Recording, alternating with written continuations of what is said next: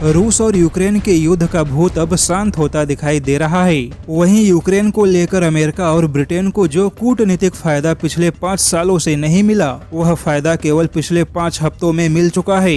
वहीं इस पूरे तनाव में जर्मनी और फ्रांस ने युद्ध को रोकने की कोशिश की, जबकि अमेरिका और ब्रिटेन युद्ध को भड़काने का प्रयास करते दिखाई दिए। और अभी यूक्रेन अमेरिका और ब्रिटेन के लगभग 11 अरब डॉलर के सहायता के बोझ तले दब चुका है।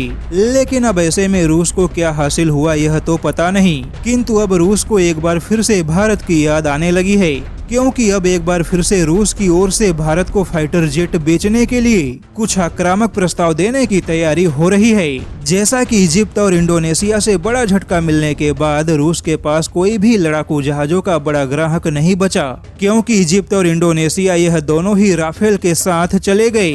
ऐसे में अब रूस ने फिर से भारत को अपने सुखोई 35 फ्लैंकर के अलावा मिग 35 और पहली बार सुखोई 34 सुपरसोनिक बॉम्बर को कुछ नए तकनीकी प्रस्ताव के साथ भारत के सामने लाने की योजना बना रहा है।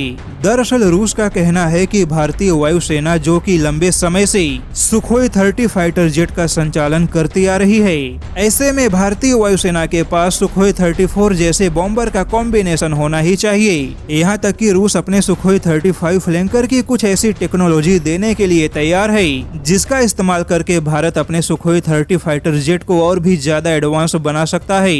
वहीं रूस के पीएम मिखाइल मिशुस्तिन ने जोर देते हुए कहा है कि आज भी भारत के लिए रूस की जगह कोई भी नहीं ले सकता। वहीं रूस अपने मिग या सुखोई 35 के लिए हिंदुस्तान एरोनॉटिक्स लिमिटेड को पहले ही स्ट्रेटेजिक साझेदार बनाने का ऐलान कर चुका है, यानी कि रूसी लड़ाकू जहाजों से जुड़ी टेक्नोलॉजी और सिस्टम का निर्माण भारत में ही होगा। ऐसे में देखा जाए तो रूस भारत का पुराना सहयोगी तो है, लेकिन चीन के चक्कर में भटक चुका रूस कई देशों से धोखा खाने के बाद एक बार फिर से भारत के साथ अपने हथियारों के व्यापार को आगे बढ़ाना चाहता है।